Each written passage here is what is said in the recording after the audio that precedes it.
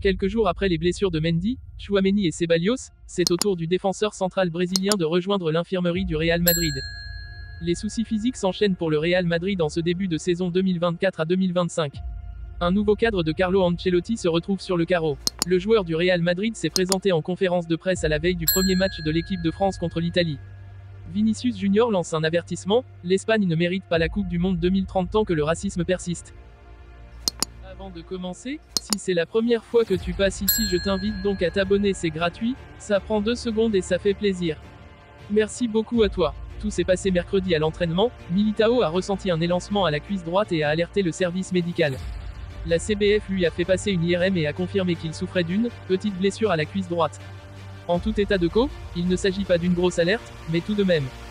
Le Brésil estime qu'il sera absent pendant 10 à 15 jours. Militao a ressenti une gêne musculaire à la cuisse droite après la séance d'entraînement de mercredi au centre d'entraînement de l'Atlético Paranaense. Jeudi, le département médical de la CBF a procédé à un examen clinique et à une IRM, détectant une petite lésion musculaire à la cuisse droite. Le joueur est exclu des 2 matchs avec la sélection. La CBF compatit avec le joueur et lui souhaite un prompt rétablissement, peut-on lire dans le communiqué de la fédération brésilienne. Ider était titulaire avec le Brésil lors des 4 matchs de la dernière Copa América et avait participé aux 5 premiers matchs du Real Madrid cette saison, Atalanta, Majorque, Valladolid, Las Palmas et Betis. S'il n'est pas présent pour le déplacement à la Sociedad dans une semaine, ce qui relèverait du miracle, Ancelotti ne pourra compter que sur Rudiger et Vallejo, qui a repris l'entraînement lundi. Tchouaméni, une alternative possible, est également incertaine.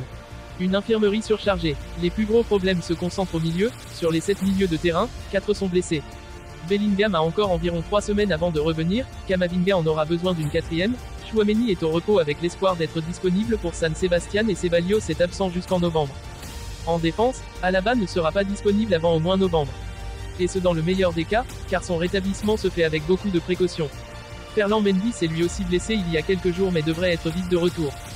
À son retour à Madrid, d'autres examens seront effectués sur Eder Militao. Pour l'instant, on sait qu'il a une blessure et que les médecins de la CBF la considèrent comme légère. Mais le staff médical du Real Madrid procédera à ses propres examinations pour confirmer cela. Convoqué par le Brésil pour cette trêve internationale contre l'Équateur, 7 septembre, et le Paraguay, 11 septembre, dans le cadre des éliminatoires de la Coupe du Monde 2026, Eder Militao renonce au rassemblement des quintuples champions du monde. Selon les informations relayées par le journal Marca, le défenseur central des Merengues a contracté une déchirure musculaire à la jambe droite. Le footballeur de 26 ans a été invité à retourner dans la capitale espagnole. Selon nos confrères, l'ancien sociétaire du FC Porto ne pourra pas tenir sa place pour le match de la 5e journée de Liga sur la pelouse de la Real Sociedad, programmé le 14 septembre. C'est un nouveau coup dur pour le Real Madrid, déjà privé des services de Ferland Mendy, Dani Ceballos et Aurélien Tchouaméni. Convoqué dans un premier temps par Didier Deschamps pour les 2 rencontres de Ligue des Nations contre l'Italie et la Belgique, le milieu a dû déclarer forfait en raison d'une blessure au pied gauche. De retour en France pour disputer 2 rencontres avec les Bleus dont il est le capitaine, Kylian Mbappé a fait le point sur son début d'aventure avec le Real Madrid. Il l'assure, il se sent bien. 6 mois après, je me sens bien. Je suis heureux, je joue tous les matchs et je suis toujours titulaire. Je suis dans un endroit où j'ai toujours voulu être. Je déteste l'échec. Aujourd'hui, je fais au mieux pour aider mon équipe. Aussi, le Madrilène a été interrogé sur ses sensations avant de retrouver le Parc des Princes, là où va jouer l'équipe de France demain. C'est le stade que je connais le mieux de ma carrière. Je n'ai que de grands souvenirs ici.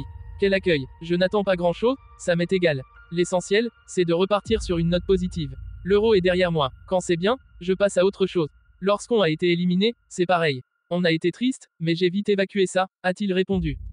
Puis il a évoqué son conflit avec le PSG qui doit encore lui verser de l'argent.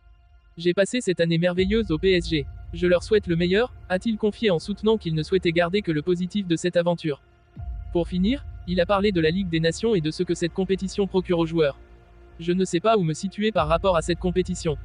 La Ligue des Nations, on l'a déjà gagnée. Ça ne va pas nous procurer une émotion extraordinaire.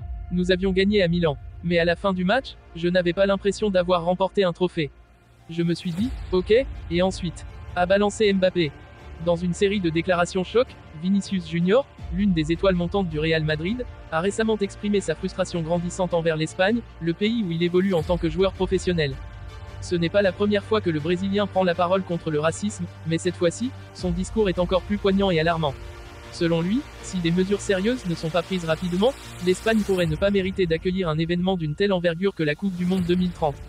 Lors d'une récente interview, Vinicius Junior a rappelé à quel point le racisme était un problème récurrent en Espagne, particulièrement dans les stades de football. Le joueur a été personnellement visé à plusieurs reprises par des insultes racistes venant des tribunes lors de rencontres importantes. L'Espagne est un pays magnifique, mais malheureusement, il existe un racisme profond qui se manifeste à travers le football, a-t-il déclaré avec une émotion visible.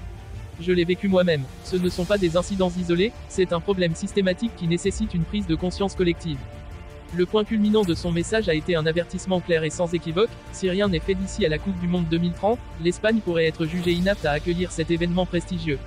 Comment peut-on prétendre accueillir la plus grande compétition sportive mondiale dans un pays où les joueurs noirs, ou ceux dont la couleur de peau diffère de celle de la majorité, sont constamment pris pour cible? Ce serait un lieu dangereux pour de nombreux joueurs, a-t-il affirmé. Vinicius a ensuite appelé les autorités, tant celles du football que les responsables politiques, à prendre ce problème à bras-le-corps. Nous ne pouvons pas rester silencieux. Le football est un miroir de la société, et ce miroir est brisé. Nous devons le réparer avant qu'il ne soit trop tard.